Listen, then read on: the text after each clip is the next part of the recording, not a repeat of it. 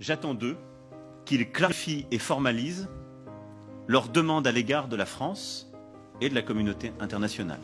Souhaitent-ils notre présence? Ont-ils besoin de nous? Je veux des réponses claires et assumées sur ces questions. Je ne peux ni ne veux avoir des soldats français sur quelque sol du Sahel que ce soit, alors même que l'ambiguïté persiste à l'égard de mouvements anti-français. Je souhaite que nous puissions organiser une présence internationale plus forte et structurer au Sahel une nouvelle coalition autour de nous, en lien avec nos partenaires européens déjà présents. Le président français demande à nos chefs d'État africains francophones de fermer nos bouches. Parce que, selon lui, nous cultivons un sentiment anti-français. Mais vous savez très bien que c'est faux. Monsieur le président Macron, il n'y a pas de sentiment anti-français ici. Ce que vous appelez sentiment anti-français, d'ailleurs, comment vous allez présenter ça? Je suis en train de parler en français là. J'ai rien contre le français en tant que langue. Je parle pas en sénoufo ou en djoula ou en serer ou en wolof ou je ne sais quoi, soninké, bambara ou quoi d'autre. Je parle en français. Je n'ai rien contre le français. J'écris, je m'exprime, je travaille en français. Je n'ai rien contre les Français. Nous n'avons ici en Afrique francophone rien contre les Français. Ils sont nombreux, ils ont des entreprises, ils créent des emplois pour nous, ils payent des impôts. Nous sommes nombreux à travailler avec eux, à travailler pour eux. Ils travaillent souvent pour nous. Nous sommes des amis, nous nous marions, nous vivons ensemble ici comme en France sans aucune animosité. Donc, c'est pas un sentiment contre les Français ou contre le français. Ce que vous appelez sentiment anti-français en réalité, c'est un ras-le-bol, c'est une révolte, c'est un refus de la mainmise de l'État français sur nos autorités et par ricochet sur nos économies, sur nos peuples. C'est ce que nous refusons. Les relations incestueuses entre l'État français et les États africains, c'est ce que nous refusons. Les relations de connivence entre l'État français et les États africains, c'est ce que nous refusons. Parce que simplement ces relations étouffent la démocratie. Ces relations étouffent le respect des droits de l'homme. Ces relations étouffent la possibilité que nous devons avoir de demander des comptes à nos dirigeants. Ces relations étouffent l'expression plurielle chez nous.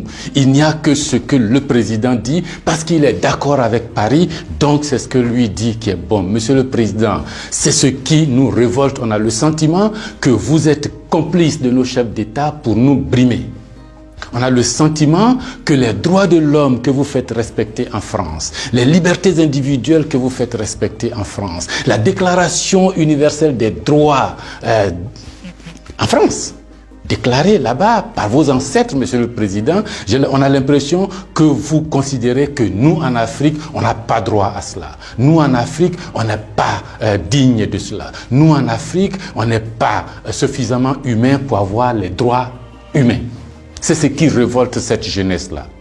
La conséquence, vous voyez chaque jour de nombreux jeunes essayant d'aller là où les droits sont respectés, là où les libertés sont respectées, là où on a le sentiment qu'ils sont des hommes. C'est ce qu'il faut changer, Monsieur le Président. C'est ce qu'il faut changer.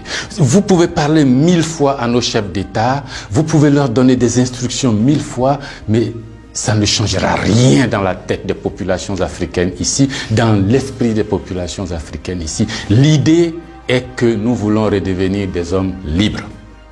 Nos ancêtres ont été vendus comme des marchandises par vos ancêtres. Comme des marchandises. Pendant de 1500 à 1890, c'est par là, comme des marchandises. Nous fermons les yeux là-dessus.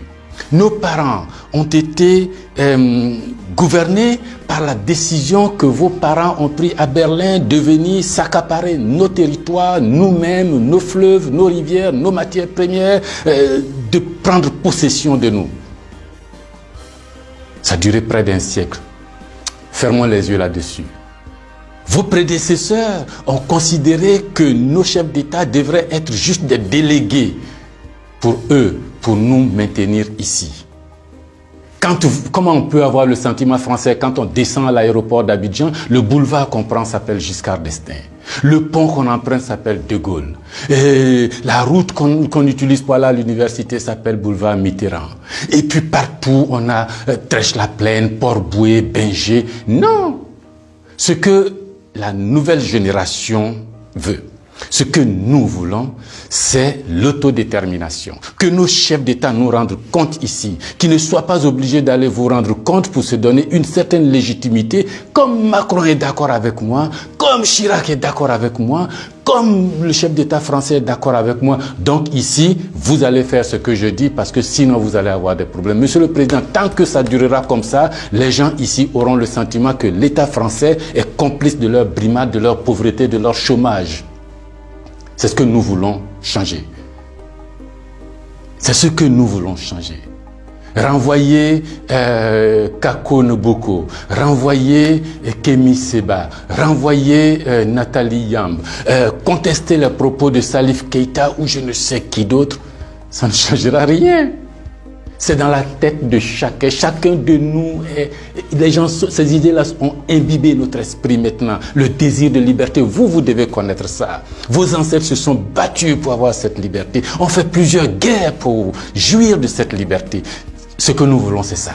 Liberté de commerce, liberté de nous organiser, nous autodéterminer, faire ce qui est bon pour nous sans nuire à vos intérêts. Mais ça ne vous dit pas de venir nous imposer vos intérêts. Si vous pensez, chers auditeurs, que ce message vaut la peine d'être diffusé et que nous soyons nombreux à nous l'approprier, sans animosité, sans bestialité, mais avec fermeté et conviction, il faut liker, il faut partager. Parce que c'est l'Afrique de demain qui se joue là. Nous ne voulons plus être des marchandises, nous ne voulons plus être sous la tutelle de quelqu'un, nous voulons redevenir des hommes libres.